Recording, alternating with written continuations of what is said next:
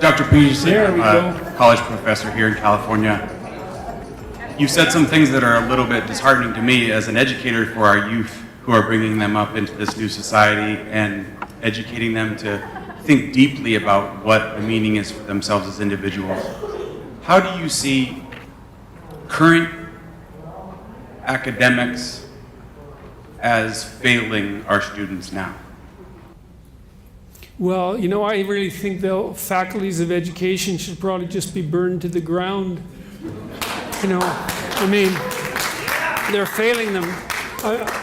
They're failing, the faculties of education in particular are failing them in a variety of ways. The first is that I've seen no evidence coming from the faculties of education that our understanding of how to educate children more efficiently has progressed at all in the last 40 years. In fact, I think it's gone backwards. And a lot of the things the faculties of education had pushed, like self-esteem, which actually doesn't exist because it's measured improperly, like whole word learning, for example, like multiple intelligences, all these things have actually set the cause of education back substantially because they're not based on anything that's real. And then the introduction of this very complex gender education, to me, is nothing but ideology. It's being introduced to children who are far too young and who have enough confusion in their life without adding that additional dimension.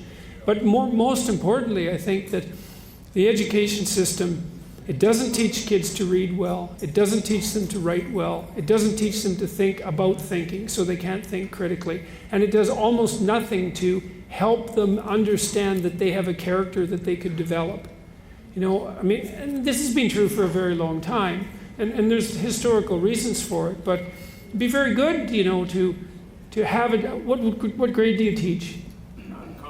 College. College. Well, even with the college kids, like no one's ever sat down with most of those kids and asked them, for example, to write an essay of any length and with any degree of seriousness on who they would like to be, and I don't mean career-wise, although that's part of it, and why, to justify that.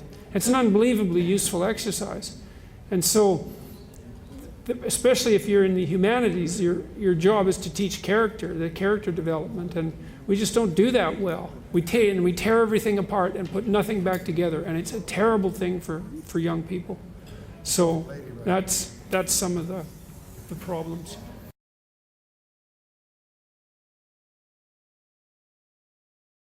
Hi, Dr. Peterson. Another education question. We have a daughter who's in 5th grade in San Francisco. She's in a private school because the public schools here are by and large abysmal. And they are, I recall hearing a lecture of yours where you said, as soon as the school starts teaching your kids things like equity, diversity, and inclusion, pull them out. And our daughter's school is deep and wide into that, and there seems to be no escape. So my husband and I agreed that we would do whatever you say tonight. So he said, his solution is that we just need to teach her our values, our individual value system at home. Well, I say, let's think about pulling her out. So what do you say? How good are you at teaching her your individual values at home? Like, can you help her think it through? Is she confused by it? She is confused by it, but she's mostly rebelling, and whenever I try to bring it up, she gets very angry. And is she rebelling against your attempts to counter it, or what's she angry about? She's angry because she loves her friends at her school. She's afraid of us pulling her out, and she's very defensive of her school. Well, okay, so the first thing I would say is that I wouldn't give you advice because I don't know the particularities of your situation well enough. I think that given what you just told me, your attempts to provide her with the values that you can provide her with at home are probably her best long-term defense in any case. It isn't obvious to me that you're going to find a place where this isn't a problem. So, and she's in grade 5? She is, and by the way, my husband keeps whispering, "I told you so," in my Well, that's one of the prerogatives of being married, at least from time to time. So I think it's pretty, you could try the values move for a good while before you do anything more radical. You know, there's something to be said for minimal necessary force, and you don't want to set up any more rebellion on her part than is absolutely necessary. I don't know if that'll be sufficient, but hopefully it will. It's helpful. Thank you. Yeah, you bet, you bet. Hi.